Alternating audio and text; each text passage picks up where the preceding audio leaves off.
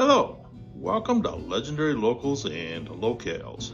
Today, we're going to visit some waterfalls in Vermont, along with a few other special places that we happened upon along the way during a recent road trip. Initially, the plan was to visit these places and take some still photos, as that is really my favorite media.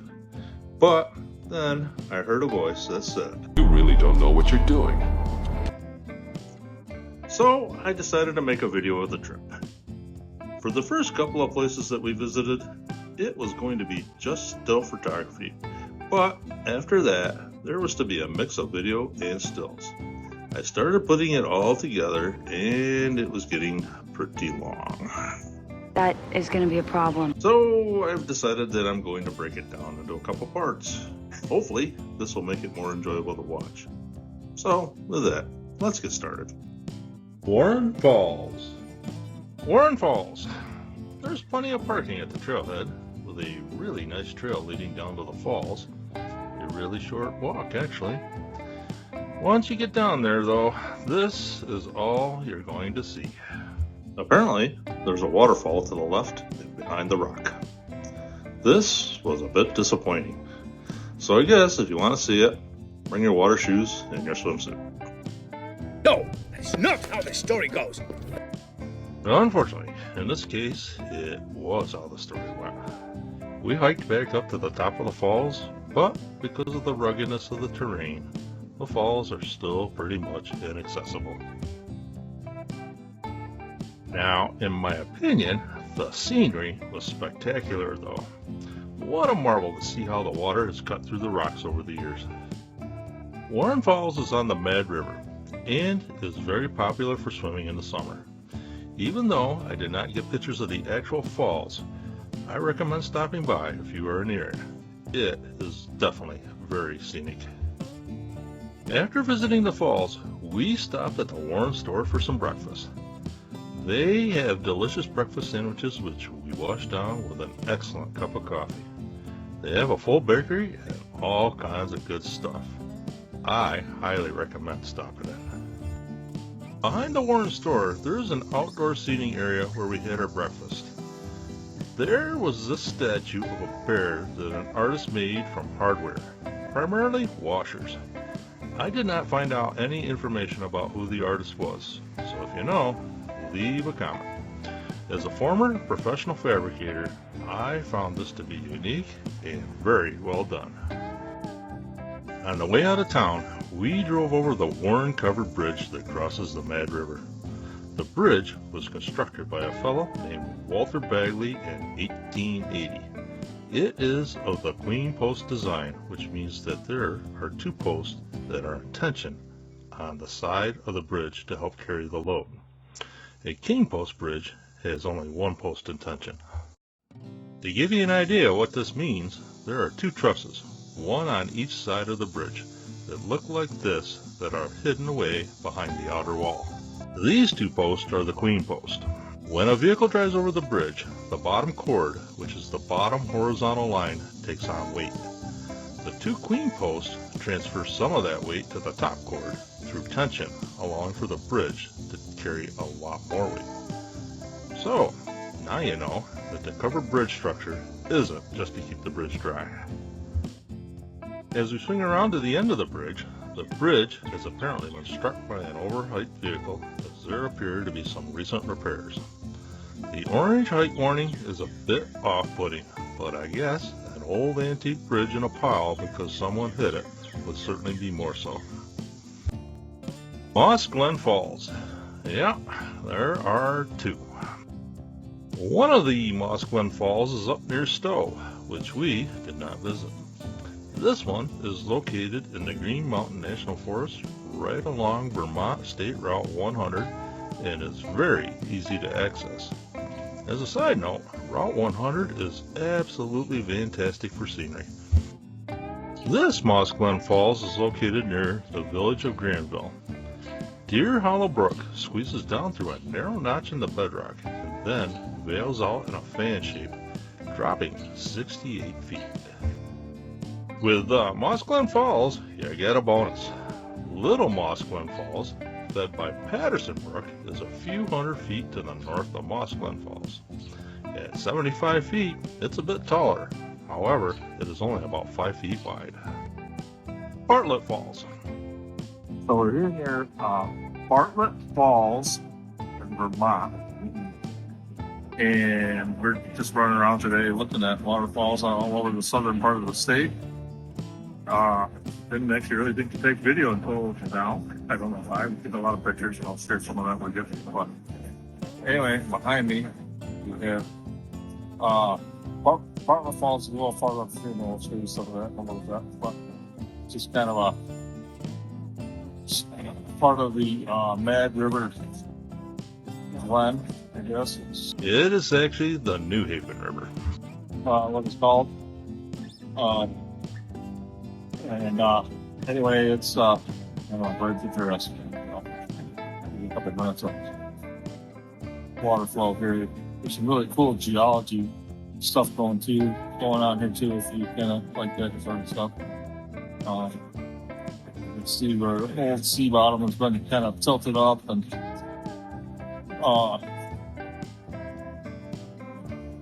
at odd angles and what have you. So, I don't know, this is what it is.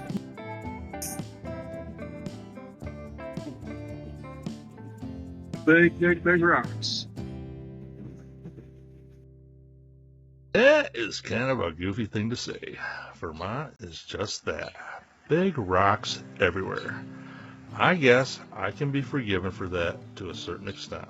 I'm not a geologist, nor do I play one on TV. The geology of Vermont is kind of interesting though. One of the reasons that we stopped here rather than proceeding up to the falls first is because of the unique rocks that you can see crossing the bridge of the river on Vermont State Route 116. I believe that they are called schist, which are metamorphic rock. In this case, I would guess that these were part of a shallow sea bottom millions of years ago, as you can plainly see the different layers of sediment that were laid down. These are also schist, but the layering isn't nearly as even, so I guess one has to wonder if they are from the same location, or were they moved there by either the river or through glaciers. So someone is definitely talented when it comes to stacking stones. So this is Barlet Falls, I believe. I think it's Barlet Falls. Anyway, very picturesque. Kind of cool. Down where we were below, I kind of suspected that there was a mill. And I think this actually kind of proves it. So over on this side, you zero in. There is some old pipe work. I think the pipe actually had a drop over here where you pipe there. And further up in, you can actually see some more pipe. I can't get anything there, but so I think what happened is the pipe would, the water came out of a holding pond up above. We piped it down, and then we wound up back down there where we were a little while ago. So anyway, very pretty. So there's a little more of the water. Sluiceway, pipeway, whatever for the mill that was at the bottom. At least I think there was a mill at the bottom. Pretty darn cool. You can actually see how the pipe was actually riveted together rather than being pipe that was actually cast or made or whatever. So that is really, really old school work right there. So let's take a minute and just think about how those rivets were set into place. It is likely that someone, probably the skinny guy, had to crawl inside the pipe with a cherry red hot rivet, insert it into the holes drilled into the sheet, and then hold it in place with a holding tool. Someone on the outside took a rivet set tool and placed it against the end of the rivet that was sticking out of the metal. They then took a hammer and hit that set tool to peen the rivet over, giving it that nice rounded look. It had to have been really interesting for the hearing of the guy who was in the pipe holding the rivet. The first pipe extrusion processes were not invented until around 1800, but in all likelihood were not commercially available until the mid-1800s. This piece of pipe could very well be over 200 years old. One of the striking features of this waterfall is the pool. It is approximately 40 feet wide and 120 feet long and has a depth of about 10 feet. Not quite Olympic size, but darn close to a high school size pool. The falls itself is unique with the amount of overhang that it has. It appears that there would be no problem going behind the falls and perhaps getting a unique view of the world. The average width of the falls is about 30 feet, and they drop about 15 feet down to the pool. Access is really easy as it is right next to the road with plenty of parking. Bring your swimsuit if you go. Middlebury Falls. So now we are in Middlebury. Let's try that again from the beginning. So now we are in Middlebury, Vermont. Right in the middle of town. Spectacular waterfall. A little different surroundings than what we've been looking at for today, but pretty cool. Love the double arch bridge over the top. Most of the buildings in town, I looked it up, are on the National Historic Register of Places. So very quaint, very old school, very old town. New England kind of town. Obviously, a lot of little mills and stuff that probably actually started the town that was centered around these falls. But very cool.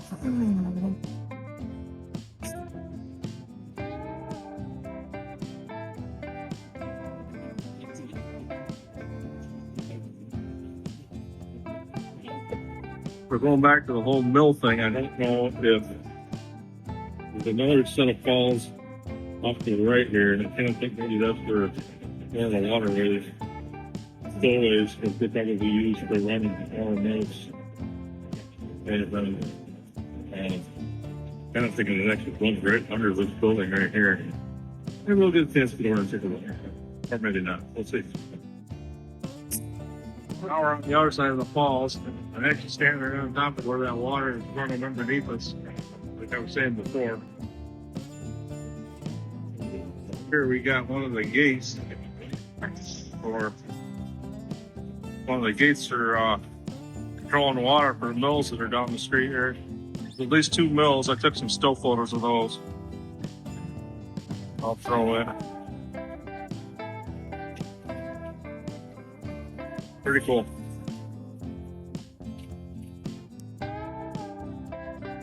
The Star Mill was built in 1837, and considering that Middlebury was a hotbed of sheep farming at the time, the mill was built to produce woolen products.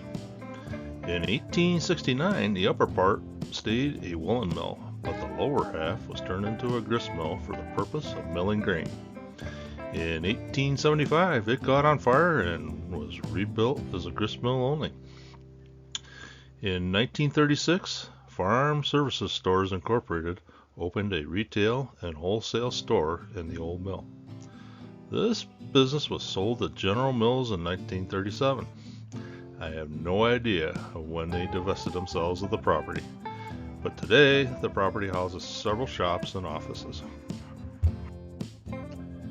Frog Hollow Mill is a very curious building with a whole lot of history. From what I've been able to find, it sounds like this building is what is left of a complex of buildings that was called Frog Hollow. In 1794, several forges and gunsmithies were located here. In 1796, a guy named Ebenezer Markham opened the first nail factory in Vermont. A fellow named Jonathan Nichols discovered and patented a widely used process for welding cast steel. Also in the hollow, Vermont's marble industry took root. In 1802, Eben Judd developed a marble saw. In 1806, he had 60 saws going. In 1808, he added some more. He was doing between 5,000 and 10,000 feet of marble per year, making tombstones, carriers' tables, door jambs, mantelpieces, hearths, window and door caps and sills, sideboards, tables, sink, and whatever else you wanted to build out of Vermont marble. In 1821, a blacksmith named Benjamin Lawrence took on an apprentice. The apprentice stayed with him until 1825 when he moved to the state of Illinois. The name of that apprentice? John Deere. Today, the building is used for retail purposes. In fact, we had tacos and beer for lunch at the Mad Taco, which is in the basement of the building. So now we're at the top of the falls, on top of the double arch bridge. It's kind of not nearly as dramatic as it is from the bottom, but still pretty darn cool.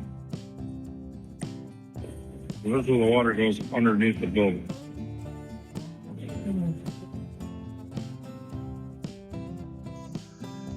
Middlebury Falls is an 18-foot high block-type falls on Otter Creek that you would darn near think is a dam. It is not. The falls has probably been the focus of Middlebury from day one. There's a lot of horsepower that has drove a lot of different manufacturing machines. When one thinks of the 18th and 19th century Americana, this is it. This is a town that drove the growth of America in general and Vermont in particular. I'm not a green environmentalist by any stretch, but when I think about the amount of energy that is going over this falls every second, I cannot help but wonder why someone does not hook a generator back up to it again. These falls supplied energy of one sort or another to this town for well over 100 years. In my mind, there really isn't a reason why it still couldn't today. Middlebury has done a really nice job of keeping the falls and the mills the focus of the town. It is a park-like atmosphere with hiking trails, fishing access, along with amenities that make it very enjoyable. Within this atmosphere, we found two more welded washer statues of wildlife. One appears to be either a mule deer or an elk. The other is a lion with a bit of a whimsical nature to it. I still have not discovered who the artist is. If you know, leave me a comment. The Oliver. On our way to the next waterfall, we came across this Oliver Model 1650 tractor. I know this is a bit off topic, but as a farm boy and a lover of tractors, I had to stop and shoot a couple pictures. Maybe you've heard the term muscle car before. Well, there is such a thing as a muscle tractor as well, and this is one, although a little one. It was built sometime between 1964 and 1969. Someone has done a fantastic job of keeping this looking nice. It is in great shape for being 60 years old, and it is nice to see it out in a hayfield, still earning its keep. Bingham Falls.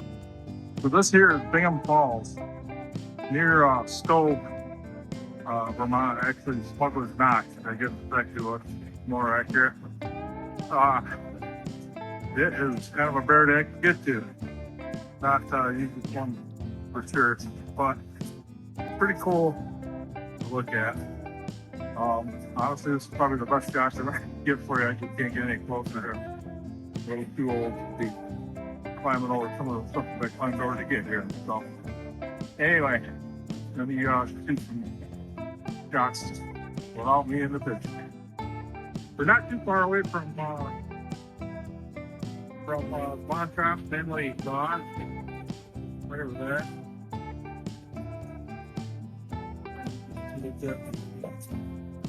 Got younger people who are down here at the bottom. You got to climb over all those big rocks. And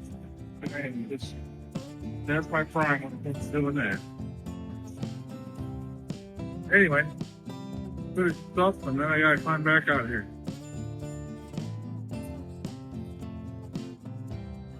So getting in and out of here is not for the faint of heart. It's kind of a half put together trail. And I don't know, because getting to be an old guy, it's a bit much, but it was worth it. Bingham Falls was the hardest falls to access that we visited on this trip. While the falls are beautiful, and it is only about 15 minutes to hike to them, be prepared for a very steep trail that is rudimentarily maintained at best. I don't normally have an issue with heights, but this trail gave me pause for concern a couple times. The falls themselves are a plunge and cascade type with a maximum waterfall of about 25 feet.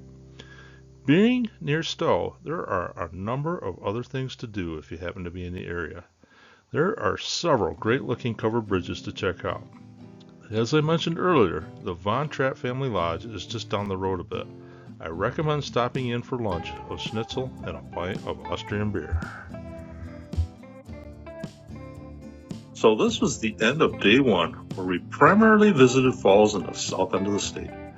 Please join me for day 2, in which we head north, which will be in our next video, which I will post in a few days. I would really appreciate it if you would like, comment, and subscribe, as this will help me to grow the channel. Thanks, and have a great day.